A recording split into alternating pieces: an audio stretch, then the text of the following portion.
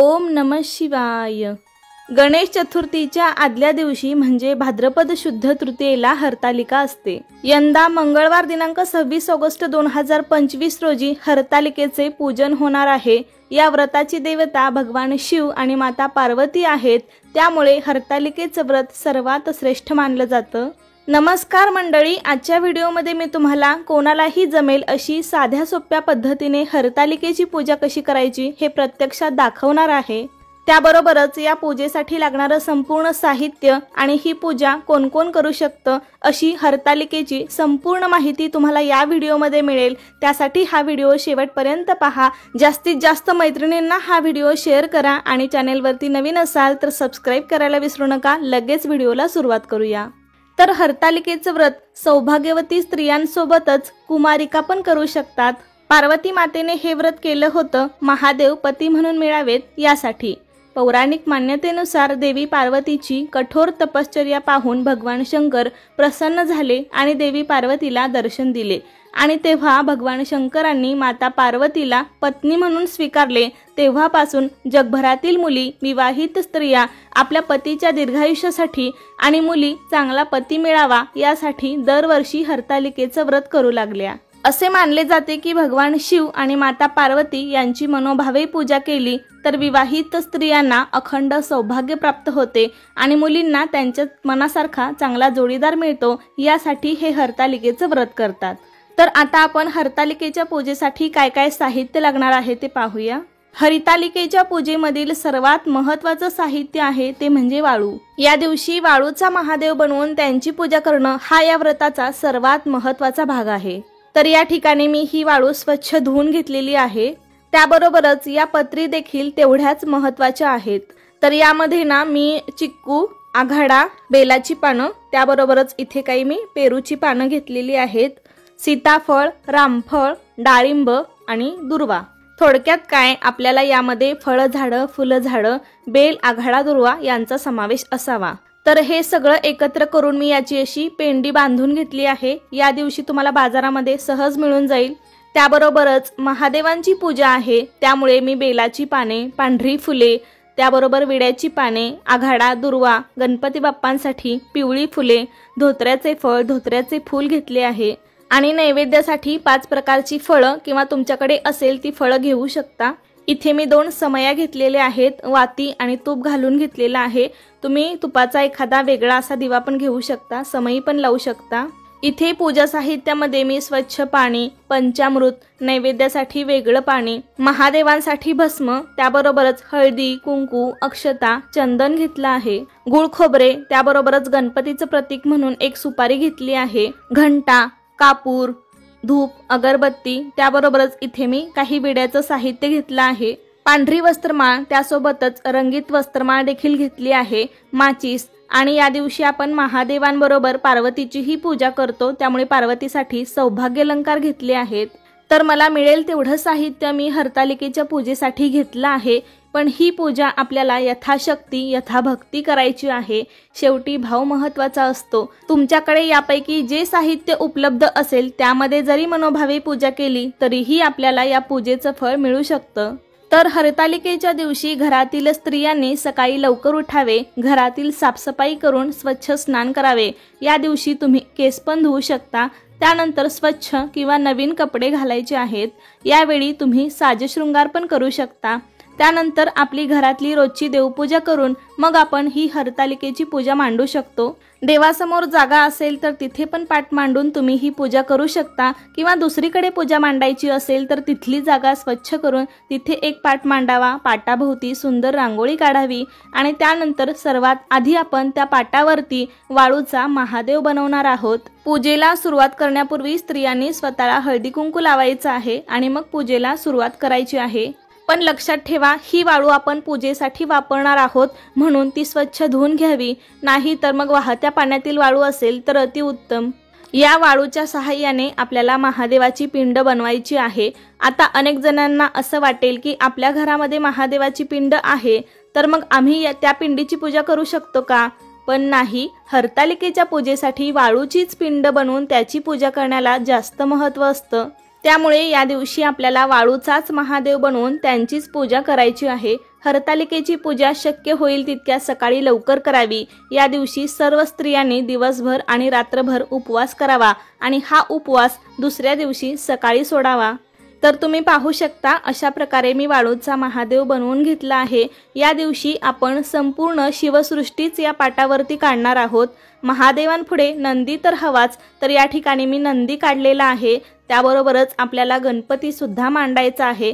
महादेवांसमोर जो उभ्या आकाराचा वाळूचा ढीग आहे तो नंदी आहे, त्याच्याच बाजूला आपला गणपती असेल। तसेच पार्वती माता तिच्या सखींसह आपल्याला काढायची आहे, कारण ही पूजा पार्वती मातेने तिच्या सखींसोबत केली होती, म्हणून तिच्या सखी सुद्धा आपण काढणार आहोत। तर या ठिकाणी आपण वाळूच्या अशा 2 हरतालिका गौरी बनवलेल्या आहेत।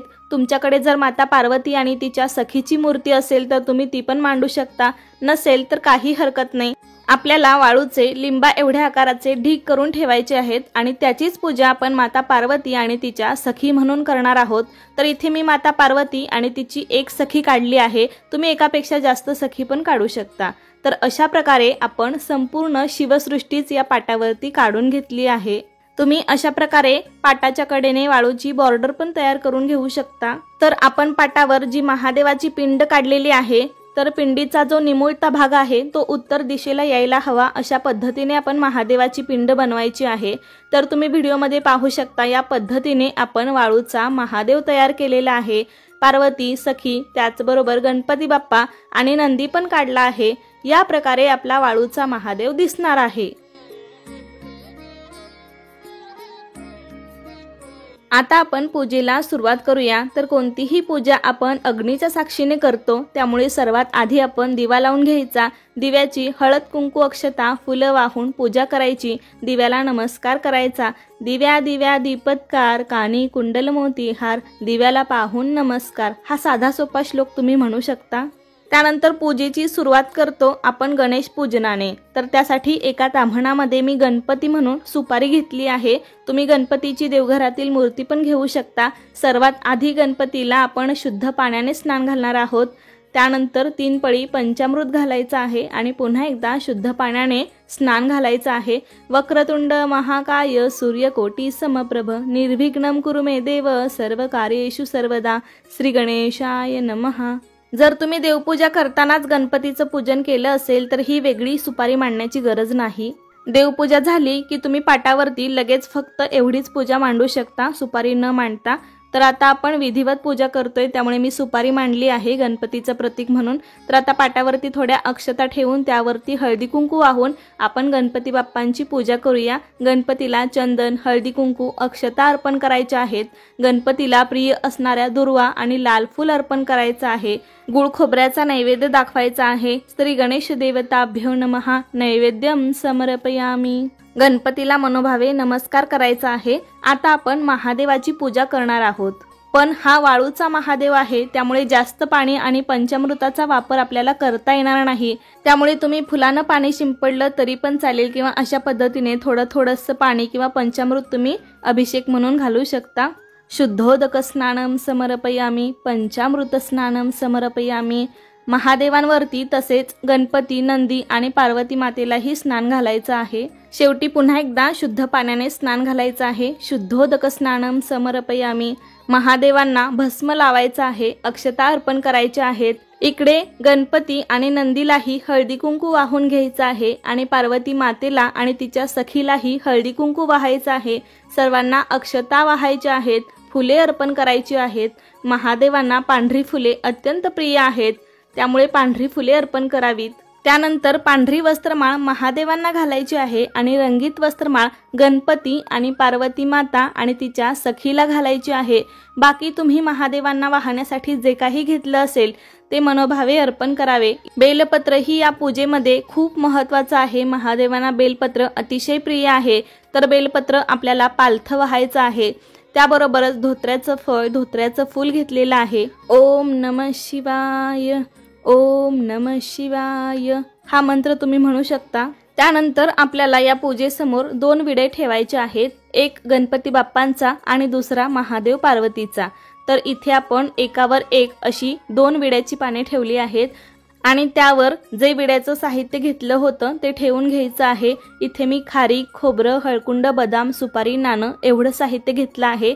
त्या विड्यावरती पण आपल्याला हळदी कुंकू, अक्षता, फुलं वाहायची आहेत। त्यानंतर आपण माता पार्वतीला सौभाग्याचं वाण अर्पण करू। तर आपल्याला बाजारामध्ये एक पुडी मिळते, त्यामध्ये सर्व साहित्य असतं। हळदी कुंकू, काळे मणी, हिरव्या बांगड्या, टिकली, आरसा, त्यासोबतच इथे यामध्ये ओटीचं साहित्य पण आहे। तर हे सौभाग्याचं वाण आपण माता पार्वतीला अर्पण करायचं आहे। गजरा देखील मी ठेवला आहे। त्यानंतर या पूजेमध्ये सर्वात महत्त्वाचे आहे ती या पत्री। या पत्री आपण शिवपिंडीवर म्हणजे महादेवांवरती ठेवणार आहोत। या पत्री पूर्ण पिंडीवरती आपल्याला ठेवायच्या असतात। ज्या पद्धतीने आपण बेलपत्र वाहतो तर त्याच पद्धतीने आपल्याला पत्री देखील पिंडीवरती पालथ्या ठेवायच्या असतात। इथे व्हिडिओमध्ये मी पूजा दाखवली आहे, तुम्हाला पिंड व्यवस्थित दिसणार नाही म्हणून मी थोड्याशा मागे ठेवल्या आहेत, पण त्या पत्रीचा स्पर्श महादेवाच्या पिंडीला झालेला आहे। पण प्रत्यक्षात आपल्याला पिंडीवरती त्या पत्री सगळ्या ठेवायच्या आहेत। महादेवाची पिंड नाही दिसली तरी चालेल, ती पूर्ण झाकूनच जात असते। या पत्री ठेवल्यावरती या पत्रींमध्ये काही फळझाडं, फुलझाडं, दुर्वा, बेल, आघाडा यांचा समावेश असावा। त्या पत्रींवरती देखील आपल्याला भस्म, हळदी कुंकू वाहायचं आहे।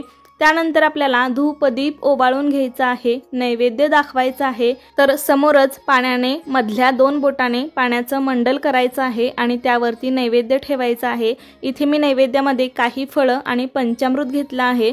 तर 3 वेळा त्याभोवती पाणी फिरवून नैवेद्यम समर्पयामी, नैवेद्यम समर्पयामी अशा प्रकारे नैवेद्य दाखवायचा आहे। मनोभावे नमस्कार करायचा आहे। स्त्रिया असतील तर मला अखंड सौभाग्य प्राप्त व्हावे यासाठी महादेवांकडे प्रार्थना करायची आहे आणि मुली असतील तर मला चांगला जोडीदार मिळावा अशी प्रार्थना करायची आहे।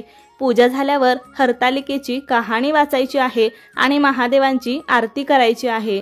ही हरतालिकेची पूजा करत असताना आपल्याला ओम उमा महेश्वर देवताभ्यो नमः या मंत्राचा जप करायचा आहे। तर अशा प्रकारे आजच्या व्हिडिओमध्ये मी तुम्हाला अतिशय साध्या सोप्या पद्धतीने हरतालिकेची पूजा कशी करायची हे प्रत्यक्षात दाखवलेलं आहे। कशी वाटली तुम्हाला माझी आजची पूजा मला नक्की कमेंट करून सांगा। व्हिडिओ आवडला असेल तर लाईक करा, जास्तीत जास्त मैत्रिणींना शेअर करा आणि असेच नवनवीन व्हिडिओज पाहण्यासाठी आजच आपल्या अन्वीज मराठी कॉर्नर या चॅनेलला सबस्क्राईब करा। धन्यवाद।